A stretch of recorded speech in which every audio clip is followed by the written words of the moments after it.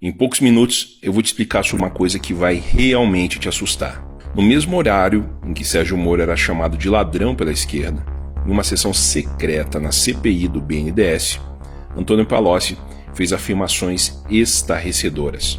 Esqueça o Petrolão. Eu vou te apresentar o maior esquema de corrupção da história humana. O BNDES, ou Banco Nacional de Desenvolvimento Econômico e Social, é uma empresa público-federal, cujo objetivo é o financiamento de longo prazo e investimento em todos os segmentos da economia brasileira. Ele utiliza dinheiro público, como por exemplo o dinheiro que foi retirado do Fundo de Amparo ao Trabalhador, aquele mesmo fundo que teve que parar de pagar boa parte do seguro-desemprego por falta de dinheiro.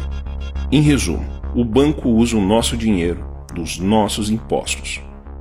Uma das obras mais comentadas que foram financiadas pelo BNDES foi o Porto de Mariel, que custou para nós 2,3 bilhões de reais.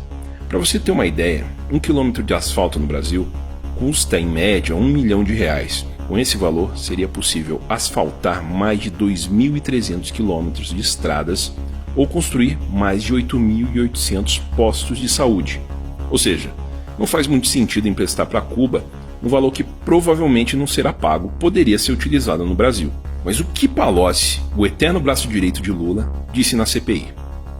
Segundo Palocci, o grande articulador do esquema para roubar o BNDES era Lula, que o total liberado pelo banco em transações duvidosas foi em torno de 500 bilhões de reais, exatamente a metade da quantia que a reforma da Previdência pretende economizar para salvar o país em 10 anos. Palocci afirmou que o ex-presidente tinha como objetivo uma espécie de poder mundial, financiando obras e eleições de nações amigas e ganhando muito com isso.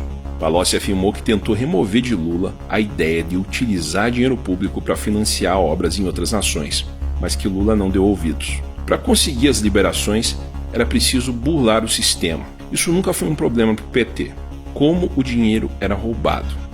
Para você financiar uma obra em um país qualquer, é preciso que aquele país tenha uma nota de pagamento. Ou seja, você atribui uma nota de acordo com a capacidade daquele país pagar ou não o empréstimo. Um país como Angola, por exemplo, seria classificado com uma nota baixa, ele não teria condições de devolver esse dinheiro para o Brasil. Mas Angola teve mais de 14 bilhões de reais em financiamento do BNDES aprovados. A manipulação ocorria nas notas de risco e garantias para pagamento dos empréstimos. O país que não poderia devolver o dinheiro, magicamente se transformava em um bom pagador. O resultado disso é que esses empréstimos provavelmente nunca serão pagos. O TCU já vem um bom tempo investigando essas movimentações e apresentou um cálculo. O cálculo é o seguinte: cada obra no exterior financiada pelo banco, em média, desviava 50% do valor liberado. Provavelmente todo o dinheiro desviado foi utilizado para se pagar propina no exterior aos agentes envolvidos e provavelmente ao Partido dos Trabalhadores. Palocci confirmou o uso de contas bancárias no exterior para movimentar o dinheiro da propina. Isso quer dizer que devem haver contas no exterior abarrotadas com dinheiro do BNDES em nome do PT. Vamos a um cálculo rápido. Se 500 bilhões foram liberados para países amigos e desses 500 bilhões, cerca de 50% do valor era propina, estamos falando numa bagatela de 250 bilhões do dinheiro do contribuinte brasileiro em propinas. Outra coisa que chamou muita atenção do TCU foi a liberação de empréstimo acima do valor da obra. Por exemplo, uma obra que custava 200 milhões recebia do BNDES 600 milhões. Provavelmente esse dinheiro extra também era propina. Segundo Palocci, dentro do Brasil, Lula tinha outro esporte: criar bilionários.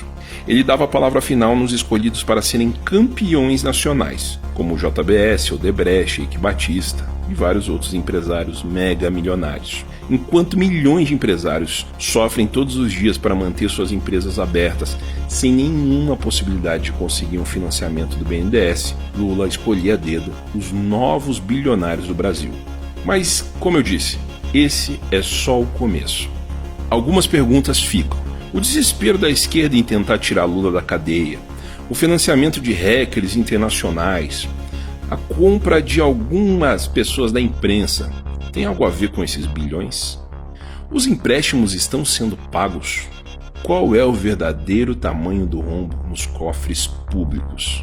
Que a caixa preta do BNDES seja aberta e que possamos saber de tudo isso. Vamos esperar a resposta desse que já é considerado o maior esquema de corrupção do planeta.